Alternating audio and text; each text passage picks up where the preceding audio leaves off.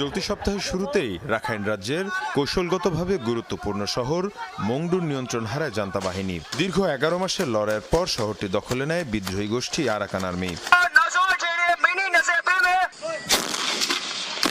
Myanmar সীমান্তরক্ষী বাহিনীর সবচেয়ে গুরুত্বপূর্ণ ঘাঁটিটি নিয়ন্ত্রণ নেয় বিদ্রোহীরা।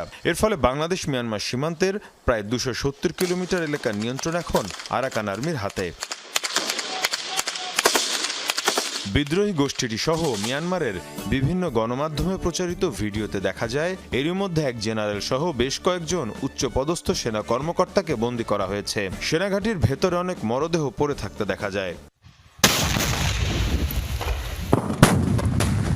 আন্তর্জাতিক বিভিন্ন গণমাধ্যম বলছে দুপক্ষের দীর্ঘ সংঘাতে ধ্বংস হয়েছে মংডুর প্রায় 80% স্থাপনা, বাস্তুচ্যুত হয়েছেন বহু মানুষ, দেখা দিয়েছে চরম খাদ্য সংকট।